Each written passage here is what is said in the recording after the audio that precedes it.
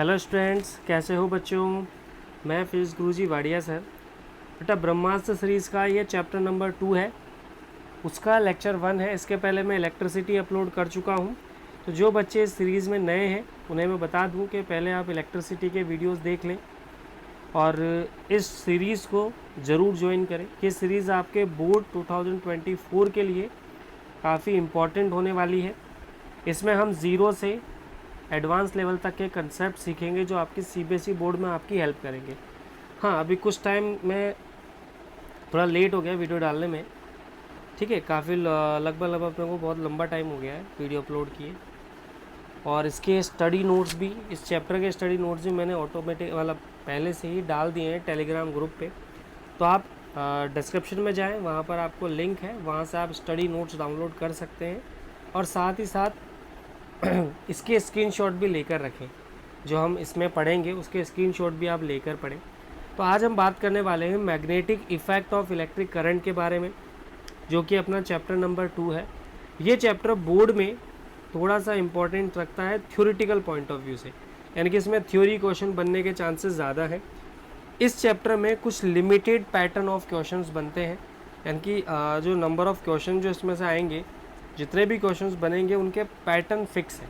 मतलब ज़्यादा पैटर्न की वैरायटी आपको इसमें नहीं मिलेगी। जैसे इलेक्ट्रिसिटी में क्या था, बहुत सारे सर्किट्स थे, अलग अलग तरह के सर्किट्स बन सकते थे।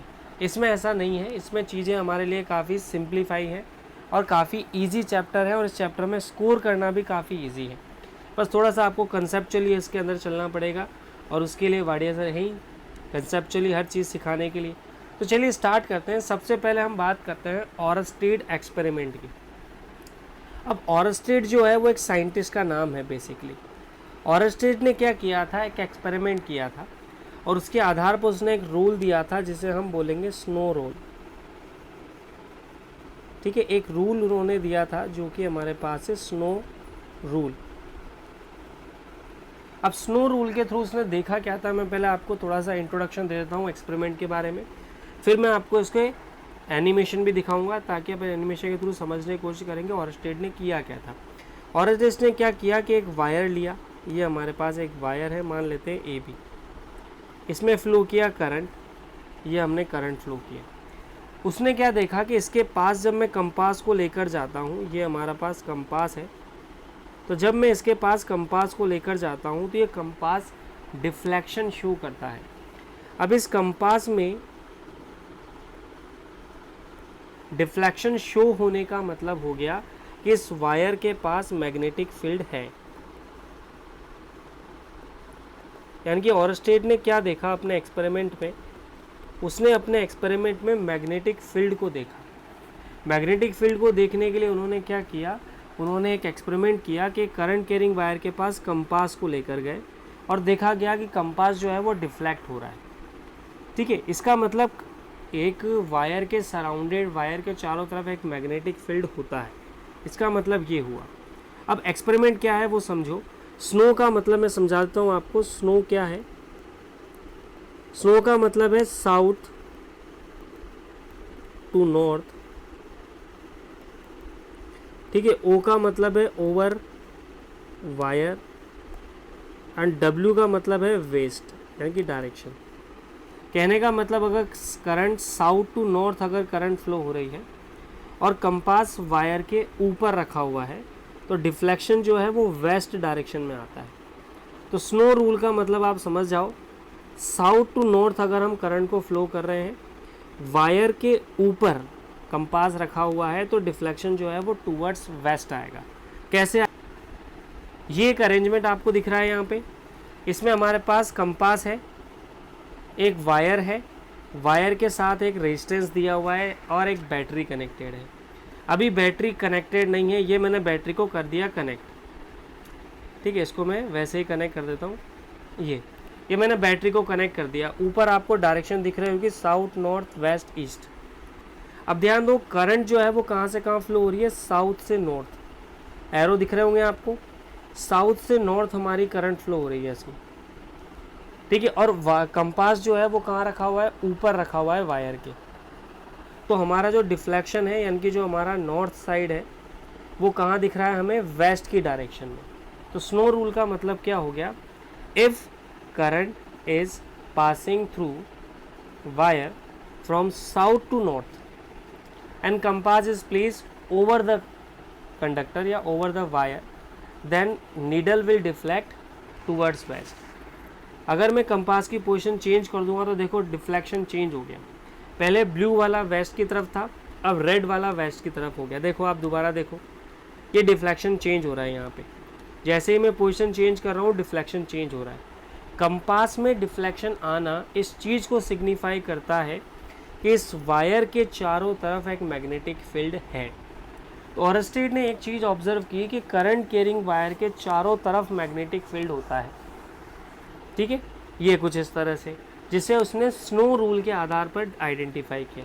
अगर मैं बैटरी की डायरेक्शन को रिवर्स कर दूंगा तो डिफ्लेक्शन भी रिवर्स हो जाएगा, पहले ब्लू ऊपर था अभी रेड ऊपर है, तो करंट की डायरेक्शन रिवर्स करेंगे तो डिफ्लेक्शन की डायरेक्शन भी रिवर्स हो रही थी।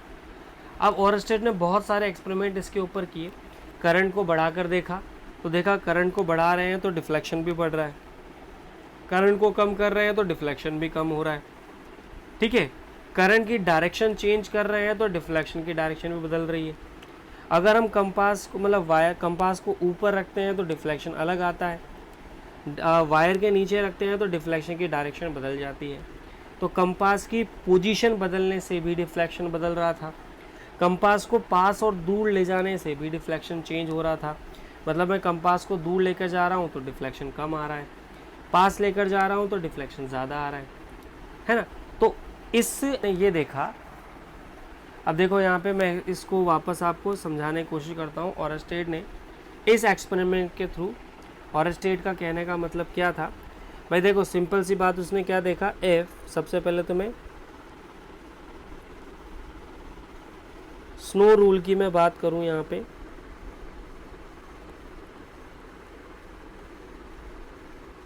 ठीक है। अब ये भी आपके लिए नोट्स का ही काम करेंगे। स्नो रूल क्या कहता है, if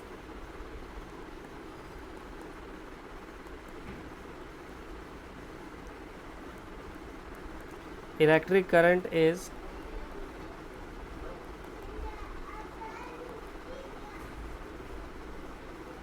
passing through any wire from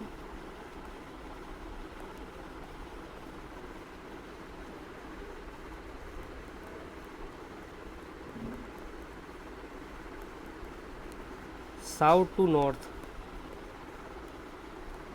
and compass is placed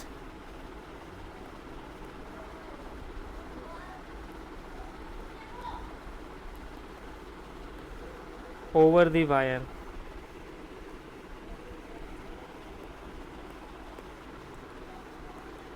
then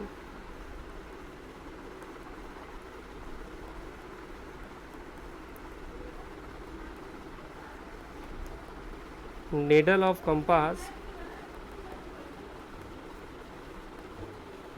will deflect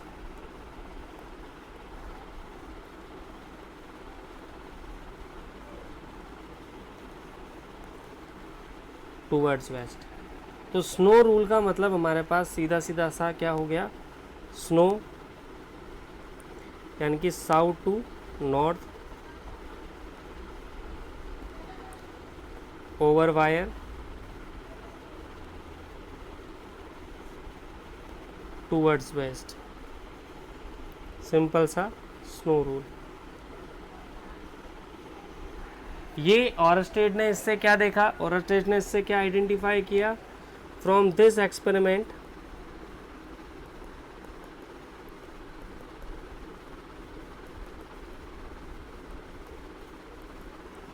from this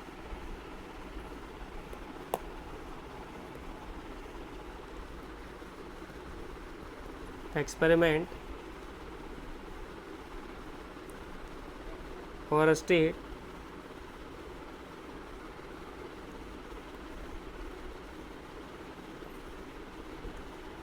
identifies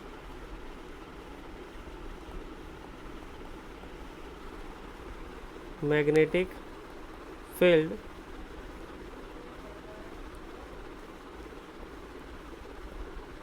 surrounded by any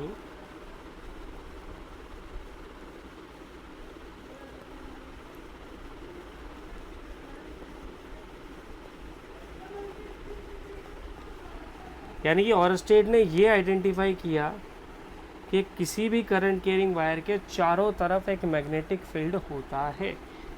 ठीक है, क्या आइडेंटिफाई, क्योंकि डिफ्लेक्शन आने के पीछे रिस्पॉन्सिबल कौन है? Magnetic field. कौन रिस्पॉन्सिबल है? Magnetic field. और इसी वजह से हमारे चैप्टर का नाम भी क्या हो गया? चैप्टर का नाम हमारा हो गया magnetic effect of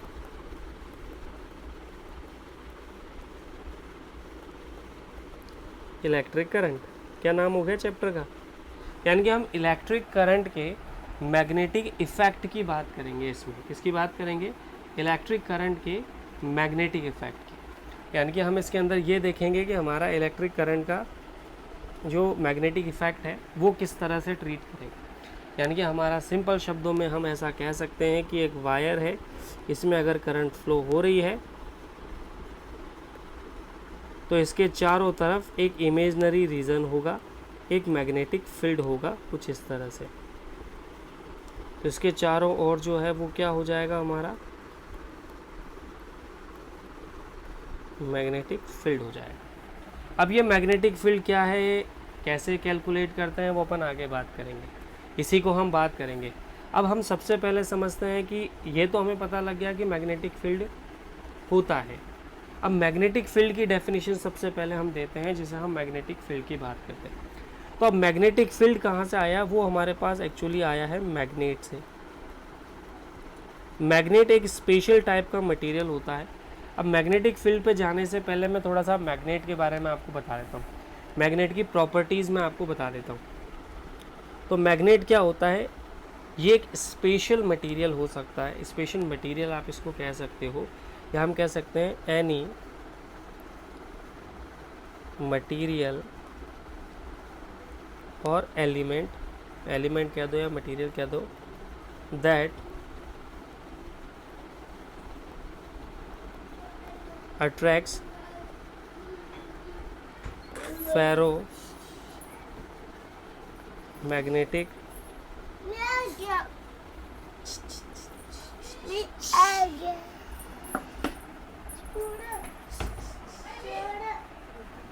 ferro magnetic materials को ये अट्रैक्ट करे, जैसे कि आयरन, निकल और कोबाल्ट। यानी कि मैग्नेट जो होता है एक्चुअली, अब मैग्नेट की बात करें मैं अगर, तो ये मेरे पास एक मैग्नेट है, ठीक है। अब इस मैग्नेट के पास स्पेशल पावर क्या होगी कि ये आयरन, निकल और कोबाल्ट को तो अट्रैक्ट करेगा, ठीक है, और गोल्ड, सिल्वर और वाटर इन्हें रिपेल करेगा। तो मैग्नेट के पास एक स्पेशल पावर होती है, यानी कि एक ऐसा मटेरियल जो फेरो मैग्नेटिक मटेरियल को अट्रैक्ट करे, यानी कि आयरन, निकल, कोबाल्ट को अपनी तरफ अट्रैक्ट करे, गोल्ड, सिल्वर और वाटर को अपने से रिपेल करे।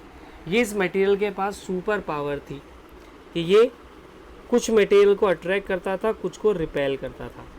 अब ये मैग्नीशिया करके कोई शहर है, वहाँ पर इसको डिस्कवर किया गया था, इसलिए मैग्नीशिया के नाम पर इसका नाम भी क्या दे दिया गया? मैग्नेट दे दिया गया। मैग्नेट एक्चुअल में होता क्या है? अगर मैं बात करूँ नेचुरल मैग्नेट की, तो ध्यान दें, मैग्नेट हमारे पास क्या हो जाएगा यहाँ पे?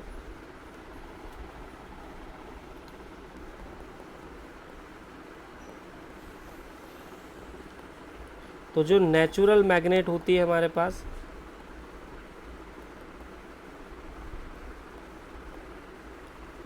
नेचुरल मैग्नेट का फॉर्मूला जनरली हमारा F3O4 होता है, यानी कि आयरन के ओर्स होते हैं ये, ठीक है। तो नेचुरल मैग्नेट का अगर हमसे फॉर्मूला पूछा जाए तो दैट इज़ Fe3O4। ये हमारे पास नेचुरल मैग्नेट होती है। दो तरह की मैग्नेट हम जनरली पढ़ेंगे, एक तो नेचुरल और एक आर्टिफिशियल। आर्टिफिशियल मैग्नेट जो हम बनाएंगे, नेचुरल मैग्नेट जो हमें नेचर से मिली, ठीक है। अब दोनों के अपने अपने फ़ायदे हैं, दोनों के अपने अपने नुकसान हैं। जैसे जैसे अपन चैप्टर आगे बढ़ता जाएगा अपन उसके बारे में बात करते चलेंगे। तो मैग्नेट क्या हो जाएगी, ऐसा मटेरियल जो किसे अट्रैक्ट करे, आयरन, निकल और कोबाल्ट को। तो मैग्नेट के पास ये सुपर पावर होती है कि ये आयरन, निकल और कोबाल्ट को क्या करती है, अट्रैक्ट करती है, ठीक है। अब मैग्नेट की कुछ प्रॉपर्टीज़ होती हैं। क्या क्या प्रॉपर्टीज़ होती है, दो तरह के मैग्नेट अपने पास हो गए। मैं इसको चार्ट की फॉर्म में बना देता हूँ ताकि आपको थोड़ा सा समझ में आ जाए कि मैं कहना क्या चाह रहा हूँ, ठीक है। तो सबसे पहले तो अगर मैं बात करूँ मैग्नेट की,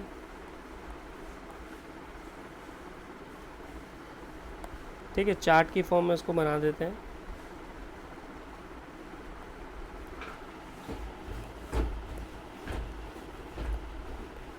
तो ये किस किस को अट्रैक्ट करेगा,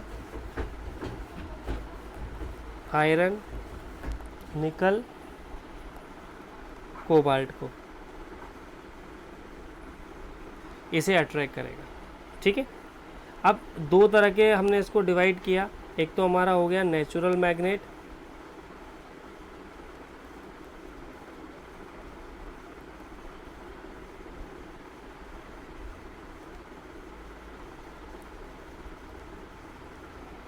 और दूसरा हमारे पास क्या हो गया,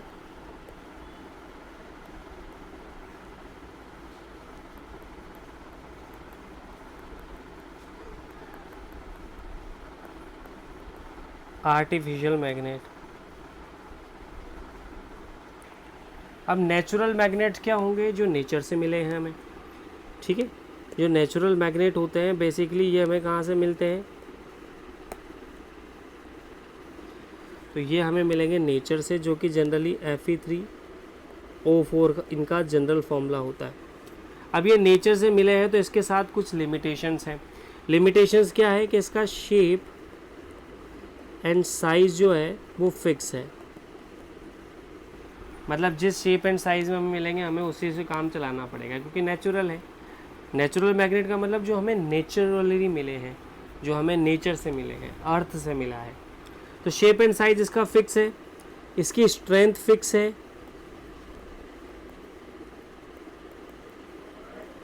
इसकी पोल चेंज नहीं कर सकते, तो पोल कैन नॉट बी चेंज्ड। इसके पोल आप चेंज नहीं कर सकते, पोल में हमारे पास लिमिटेशंस हैं, ठीक है। तो इसमें खास बात क्या है, तो शेप एंड साइज आप बदल नहीं सकते, स्ट्रेंथ आप नहीं बदल सकते, यानी कि आप अगर पावरफुल मैग्नेट बनाना चाहते हैं तो इसकी स्ट्रेंथ नहीं बदल सकते, जैसी है वैसी रहेगी, इसको आप चेंज नहीं कर सकते। पोल को आप नहीं बदल सकते, नॉर्थ को साउथ, साउथ को नॉर्थ नहीं कर सकते, ये इसके साथ लिमिटेशन है।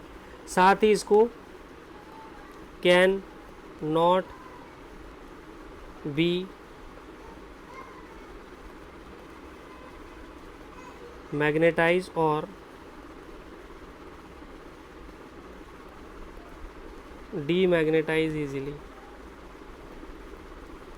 इसको आप इजीली मैग्नेटाइज और डीमैग्नेटाइज नहीं कर सकते। ऐसा नहीं है आपकी इच्छा हुई तो मैग्नेटाइज कर दिया, मतलब मैग्नेट बना दिया, आपकी इच्छा नहीं हुई तो मैग्नेटिज्म ख़त्म कर दिया, यानी कि इसमें हमारा कुछ भी कंट्रोल नहीं है।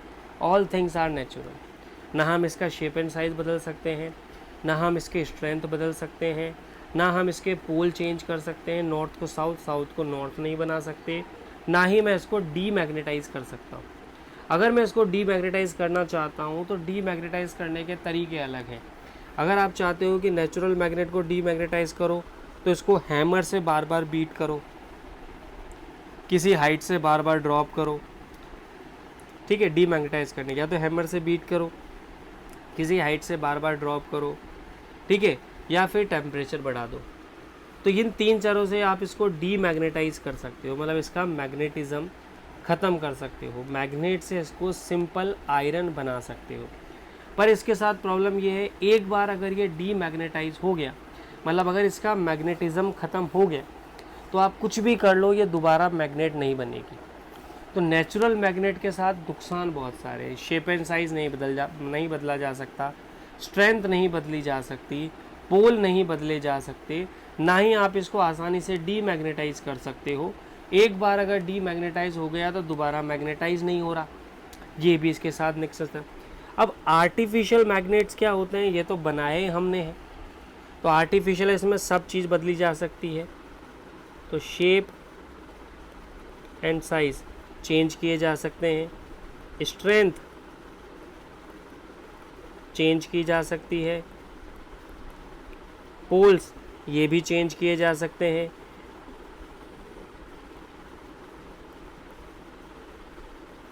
मैग्नेटाइज और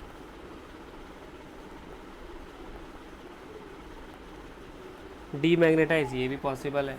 तो आर्टिफिशियल मैग्नेट में हर तरह के काम किए जा सकते हैं, आसानी से मैग्नेटाइज हो जाती है, आसानी से डीमैग्नेटाइज हो जाती है। आप जिस इच्छा का चाहो उस तरह का शेप एंड साइज़ आप इसका ले सकते हो। आप जितनी पावरफुल मैग्नेट बनाना चाहते हो उतनी पावरफुल मैग्नेट बना सकते हो। आपको जिसको नॉर्थ बनाना है उसको नॉर्थ, जिसको साउथ बनाना है उसको साउथ बना सकते हो। तो आर्टिफिशियल मैग्नेट में हर एक चीज़ हमारे कंट्रोल में है, क्योंकि हमने ही इसको बनाया है ना।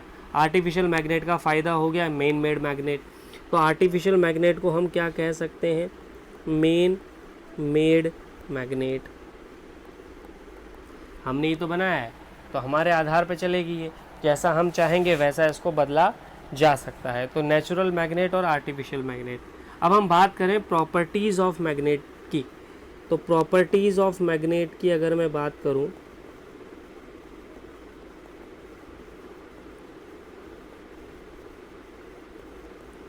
ठीक है, प्रॉपर्टीज़ ऑफ मैग्नेट की अगर मैं बात करूं तो मैग्नेट की क्या क्या प्रॉपर्टी होती है। सबसे पहले बात तो इसके पास डबल पोल होते हैं, यानी कि इसके पास ड्यूअल पोलरिटी होती है, यानी कि एक होता है नॉर्थ पोल, एक होता है साउथ पोल। तो इसके पास ये डाईपोल की फॉर्म में रहेगा हमेशा। किस फॉर्म में रहेगा ये, डाईपोल की फॉर्म में। डाई का मतलब होता है ड्यूअल, पोल का मतलब होता है पोलरिटी। तो इसके पास ड्यूअल पोलरिटी होती है, यानी कि एक नॉर्थ होगा और एक साउथ होगा। अब नॉर्थ के बिना साउथ नहीं हो सकता, साउथ के बिना नॉर्थ नहीं हो सकता, ठीक है। तो ये हमेशा डाईपोल में रहेगा। किस में रहेगा, डाईपोल में, हमेशा जोड़े में रहेगा। तो मैग्नेट की प्रॉपर्टी है कि इसके पास डाईपोल होते हैं, डबल पोलरिटी होती है। आप किसी भी तरह से इनको अलग नहीं कर सकते। यानी कि अगर सपोज मान के चलो मैं यहाँ से इस मैग्नेट को कट भी कर दूँ,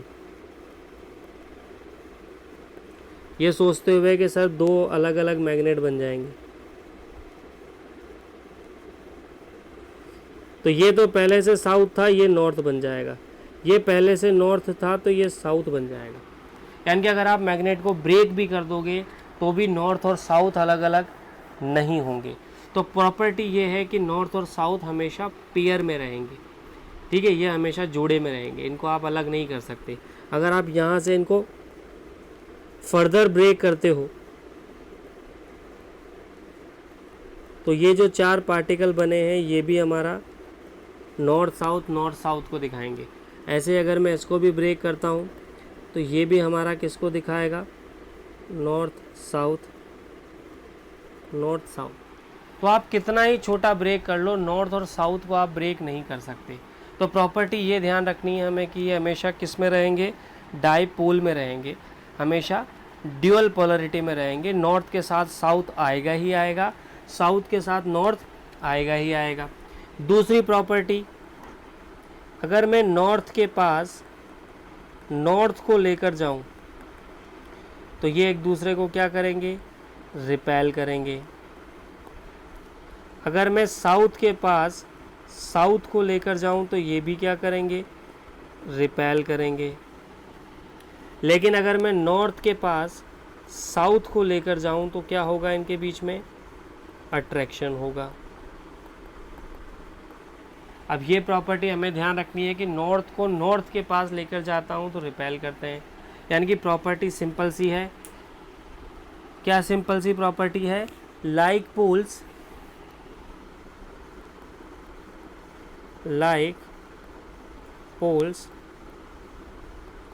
repels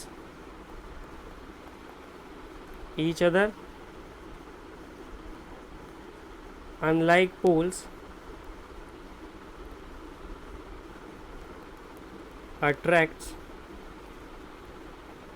each other. Unlike pole जो है वो अट्रैक्ट करेंगे, लाइक पोल जो है वो रिपेल करेंगे। Magnet always exist in form of dipole. ये लिखने का तरीका है। प्रॉपर्टी नंबर 1 ये हो गई, प्रॉपर्टी नंबर 2 ये हो गई। समझने का तरीका और लिखने का तरीका। तो प्रॉपर्टी नंबर 1 क्या, हमेशा किस में रहेंगे, डाइपोल में। डाइपोल को आप ब्रेक नहीं कर सकते, नॉर्थ है तो साउथ होगा ही होगा, साउथ है तो नॉर्थ होगा ही होगा। दूसरा पोल लाइक पोल जो है वो रिपेल करते हैं, अनलाइक पोल जो है वो अट्रैक्ट करेंगे। मतलब नॉर्थ के पास साउथ को लेकर जाऊंगा तो अट्रैक्शन होगा, और नॉर्थ के पास नॉर्थ को लेकर जाऊंगा तो रिपल्शन होगा। तो ये बात हमें ध्यान रखनी है। आगे बढ़ें, प्रॉपर्टी नंबर 3। अच्छा, एक और बात हमें ध्यान रखना है कि मान के चलो कि मेरे पास ये कोई मैग्नेट है, ये इसका नॉर्थ पोल है, ठीक है। अगर मैं इसके पास किसी आयरन नेल को ले जाता हूँ, तो ये मेरे पास कोई आयरन नेल है, तो ये जो मैग्नेट है मेरे पास ये परमानेंट है। कैसी है ये, अच्छा, परमानेंट मैग्नेट क्या होता है, ऐसी मैग्नेट जिसका मैग्नेटिज्म परमानेंट रहेगा, मतलब हमेशा अवेलेबल रहेगा। ये इसका साउथ हो जाएगा इधर, तो ऐसा मैग्नेट जो परमानेंट है ना, यानी कि ये इसका मैग्नेटिज्म आसानी से नहीं जाएगा। अब इसके साथ ये एक आयरन नेल है, तो ये आयरन नेल जो है ये भी क्या हो जाएगी, मैग्नेट बन जाएगी। लेकिन ये जो मैग्नेट बनेगी ये कैसी बनेगी, ये टेम्पररी बनेगी। कैसी मैग्नेट बनेगी, ये टेम्पररी, मतलब जब तक ये इसके साथ कांटेक्ट में है ये मैग्नेट की तरह काम करेगी। इस तरह से दूसरी आयरन नेल को अपने साथ अटैच कर लेगी। तो यानी कि जब तक ये आयरन नेल इस मैग्नेट के साथ कांटेक्ट में है ये भी एक मैग्नेट की तरह काम करेगी। समझ रहे हो बात को, यानी कि ये मैग्नेटिज्म जो है वो ट्रांसफरेबल है ना। परमानेंट मैग्नेट से यानी कि ऐसा मान सकते हो कि ये तो सोर्स है, जैसे टीचर है, टीचर से बच्चे कनेक्टेड, तो जब तक बच्चे टीचर से जुड़े हुए हैं तब तक कंट्रोल में रहेंगे, है ना। टीचर सिंसियर है तो बच्चे को भी सिंसियर रहना पड़ेगा, है ना। जब तक क्लास में टीचर है तब तक, जैसे ही टीचर क्लास में जाएगा वैसे ही उनका मैग्नेटिज्म ख़त्म। बच्चे अलाइन रहते हैं, टीचर एंटर होते हैं, बच्चे सारे अलाइन हो जाते हैं, सबका फेस सामने हो जाता है ना। जैसे टीचर क्लास से गया, अलाइनमेंट वापस डिस्टर्ब। तो जब तक ये कांटेक्ट में रहेगा तब तक ये मैग्नेट बना रहेंगे आयरन नेल। जैसे हम इसको हटाएंगे मैग्नेटिज्म भी हट जाएगा, ठीक है। तो ट्रांसफरेबल है, जब तक कांटेक्ट में है तब तक। लेकिन ये जो मैग्नेटिज्म है ये टेम्पररी है। टेम्पररी का मतलब जब तक कांटेक्ट में है तब तक रहेगा, परमानेंट नहीं है ये, कुछ देर के लिए है। बच्चे क्लास में कुछ देर के लिए अलाइन रह सकते हैं जब तक टीचर है। टीचर के जाते हैं वो वापस अपनी तरह डिस्टर्ब हो जाएंगे, कोई इससे बात कर रहा है, वो इससे बात कर रहा है, क्लास से बाहर निकल गए वगैरह वगैरह। अब मैं इसको बताता हूँ आपको एनिमेशन से भी कैसे। देखो यहाँ पे मेरे पास एक मैग्नेट है, ये इस मैग्नेट को मैं, ये देखो ये मेरे पास एक आयरन नेल को मैं, अभी देखो आयरन नेल जो है ये मैग्नेटिज्म नहीं है, यानी कि ये कोई मैग्नेट नहीं है। ऐसे नीचे गिराते हैं, नीचे गिर रही है ये, कोई सी भी नेल ले लो, तो ये भी मैग्नेट नहीं है। अब मैंने इसको टच कर दिया इसके साथ, तो देखो ये भी मैग्नेट बन गई। अब रेड वाले को अगर मैं साउथ मान रहा हूँ, ब्लू वाले को नॉर्थ मान रहा हूँ, तो देखो नॉर्थ के कांटेक्ट में जो आया वो साउथ बन गया। अब इसके पास भी डबल पोल आ गए, डबल पोल आ गए मतलब ये मैग्नेट बन गई। इसके साथ दूसरी टच करूँगा तो वो भी मैग्नेट बन जाएगी, तीसरी टच करूँगा तो वो भी मैग्नेट बन जाएगी। अच्छा, अगर मैं इस बीच वाले को हटा दूँ, मैग्नेटिज्म ख़त्म, वापस लगा दूँ, मैग्नेट बन गई। यहाँ से अगर मैं इसको हटा दूँ यहाँ से, ये मैग्नेट ख़त्म हो गया, वापस मैग्नेट बन गई। तो ये तब तक मैग्नेट बनकर रहेगी, मतलब इसके अंदर मैग्नेटिज्म टेम्पररी है। तो ये जो नेल्स हैं इसके अंदर मैग्नेटिज्म जो है वो कैसा है, टेम्पररी है। और ये वाली जो मैग्नेट अपने पास है ये परमानेंट है, जो अपने हाथ में पकड़ रखी है वो परमानेंट है। बाकी ये सब कैसी है, टेम्पररी है। जब तक कनेक्शन है तब तक ये मैग्नेट बनकर रहेंगे।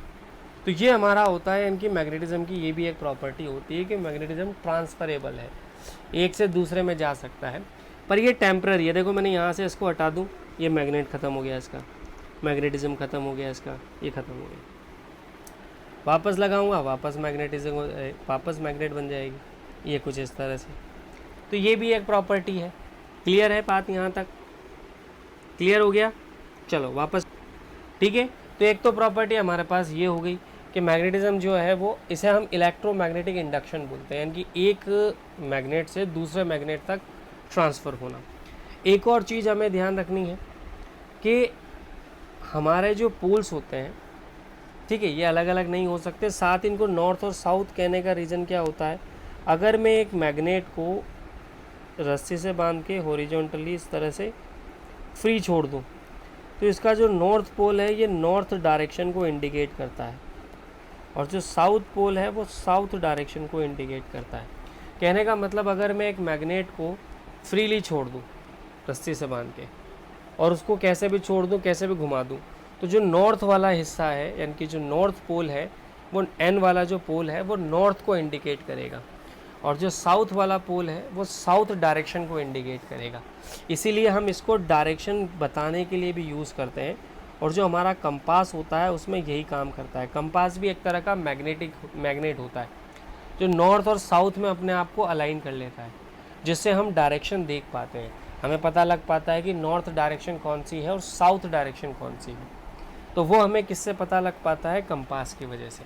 तो हमारा जो कंपास है, जिसे हम डायरेक्शन बताने के लिए यूज़ करते हैं, वो भी इसी तरह से काम करता है, जिससे हम डायरेक्शन देख पाते हैं। तो नॉर्थ और साउथ का मतलब ये हो गया, ठीक है। अच्छा, पोल स्ट्रेंथ क्या होती है, एक चीज़ हमें और ध्यान रखनी है मैग्नेट के बारे में। जैसे कि ये मेरे पास एक मैग्नेट है,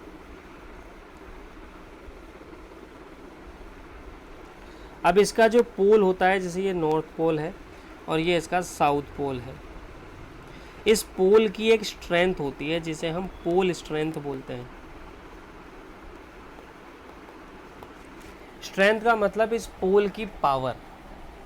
अब ये पोल स्ट्रेंथ जितनी ज़्यादा होगी, मतलब हमारा मैग्नेट उतना पावरफुल है, आप ऐसा समझो। ये स्ट्रेंथ जितनी कम होगी, हमारा मैग्नेट उतना ही वीक है। ऐसे नॉर्थ पोल की भी स्ट्रेंथ होती है, इसे हम क्या बोलेंगे? Pole strength. अब दोनों पेयर में रहते हैं, नॉर्थ और साउथ हमेशा कैसे रहेंगे? पेयर में। तो ये भी ज़रूरी है कि जितना पावरफुल नॉर्थ है उतना ही पावरफुल साउथ को भी होना पड़ेगा, मतलब दोनों की पोल स्ट्रेंथ जो है वो बराबर बराबर होती है। तो हमें ये भी ध्यान रखना है कि पोल स्ट्रेंथ दोनों की बराबर होती है। अगर मैं मैग्नेट को यहाँ से, इसे बोलते हैं हम एक्सियल लाइन, अगर यहाँ से मैं इस मैग्नेट को ब्रेक कर दूँ तो दो मैग्नेट बनेंगे हमारे पास, एक मैग्नेट ऐसा हो गया, एक मैग्नेट ऐसा हो गया। तो इस मैग्नेट की जो स्ट्रेंथ है वो आधी हो जाएगी, इस मैग्नेट की स्ट्रेंथ भी आधी हो जाएगी, मतलब पोल स्ट्रेंथ। ये बात ध्यान रखना है। यानी कि मैं कहना क्या चाह रहा हूँ, मैं आपको बताना चाह रहा हूँ इस तरह से, जैसे मान के चलो कि ये मेरे पास एक मैग्नेट थी, ये इसका नॉर्थ पोल हो गया, ये इसका साउथ पोल हो गया। इसकी स्ट्रेंथ अभी m है, इसकी स्ट्रेंथ अभी m है। अब अगर मैं यहाँ से इसको इस लाइन के अलॉन्ग,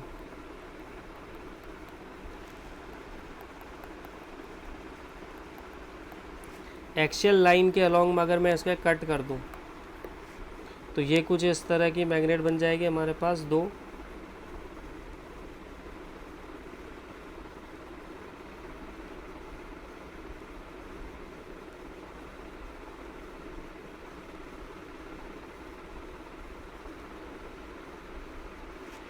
ठीक है, तो ये ध्यान रहे।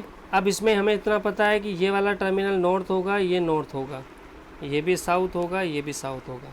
पर मैग्नेट को बीच में से कट करके दो मैग्नेट बना दी है, तो इसकी जो पोल स्ट्रेंथ है वो आधी हो जाएगी, इसकी पोल स्ट्रेंथ भी आधी हो जाएगी, इसकी पोल स्ट्रेंथ भी आधी हो जाएगी, इसकी पोल स्ट्रेंथ भी आधी हो जाएगी, अगर हम एक्सियल लाइन से इसको कट करते हैं तो। ये बात हमें ध्यान रखनी है। अगर इसी मैग्नेट को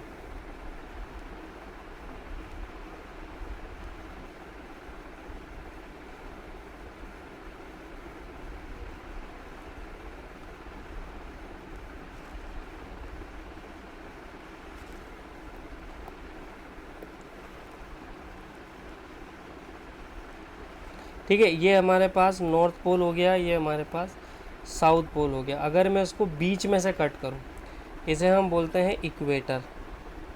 इक्वेटर का मतलब क्या होगा, जो मैग्नेट को बीच में से ब्रेक करे।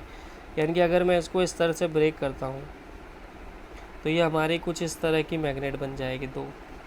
ये साउथ पोल हो गया, ये नॉर्थ पोल हो गया, ये साउथ पोल हो गया, ये नॉर्थ पोल हो गया। अब पोल ब्रेक नहीं हुए तो अगर इसकी स्ट्रेंथ पहले m थी, इसकी भी m है, तो इसकी भी m रहेगी, इसकी भी m रहेगी। यानी कि अगर हम इक्वेटर से कट करते हैं तो स्ट्रेंथ नहीं बदलती, लेकिन अगर आप एक्सिस से कट कर दोगे मैग्नेट को तो उसकी स्ट्रेंथ बदल जाएगी। तो ये बात हमें ध्यान रखनी है कि हम मैग्नेट को कैसे कट कर रहे हैं। ठीक है, तो इस बात का हमें ध्यान रखना है। पोल स्ट्रेंथ जो होती है वो क्या हो जाएगी, पोल की स्ट्रेंथ। अच्छा, दूसरी बात, इन दोनों पोल्स के बीच की जो लेंथ होती है, यानी कि ये वाली जो डिस्टेंस होती है, दोनों पोल के बीच की जो डिस्टेंस होती है, इसे हम बोलते हैं इफेक्टिव लेंथ।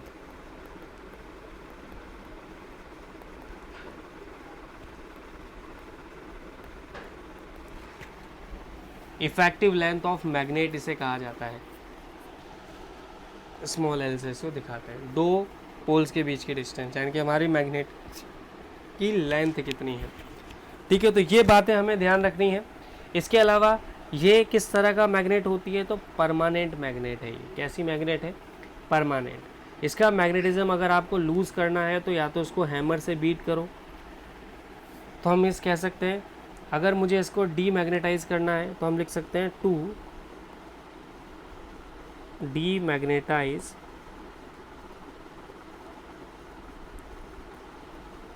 Permanent magnet. या तो मैं इसको beat it by hammer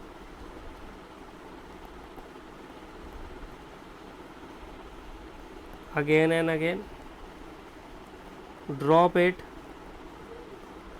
from some height again and again, and third one is by increasing temperature, यानी कि आप इसे गर्म करके भी। बट ध्यान रहे, एक बार अगर ये डीमैग्नेटाइज हो गई तो आप दोबारा इसे मैग्नेटाइज नहीं कर सकते। तो ये बात हमें ध्यान रखनी है। तो आज की वीडियो में इतना ही। अगर आपको वीडियो में कोई चीज़ समझ में नहीं आई हो तो वीडियो को बार बार देखें। ये वीडियो आपके लिए आई थिंक मुझे लगता है बहुत हेल्पफुल होगी। उसमें मैं इस चैप्टर में आपको कोशिश करूँगा चीज़ें एनिमेशन से आपको सिखाने की, ताकि थोड़ा सा आपको कंटेंट जो है वो इंटरेस्टिंग लगे, समझने में आसानी हो। तो वीडियो को 2-3 बार ज़रूर देखें ताकि आपको चीज़ें अच्छे से क्लियर हो सके। अगर कोई डाउट है, कोई क्वेरी है तो आप कमेंट बॉक्स में ज़रूर लिखें। ठीक है, मैं मिलूँगा आपसे नेक्स्ट वीडियो में जिसमें हम इसके आगे बात करेंगे मैग्नेटिक फील्ड की। ठीक है, ये चैप्टर वैसे बहुत ईजी चैप्टर है ना, और ज़्यादा लंबा चैप्टर भी नहीं है, ये छोटा सा चैप्टर है। तो आई होप मैं मिलूँगा आपसे नेक्स्ट वीडियो में। तब तक के लिए वीडियो को लाइक, शेयर और सब्सक्राइब ज़रूर करें चैनल को, ताकि मेरी आने वाली अगली वीडियो का नोटिफिकेशन आपको मिल जाए। मैं मिलूँगा आपसे नेक्स्ट वीडियो में, तब तक के लिए गुड बाय, टेक केयर।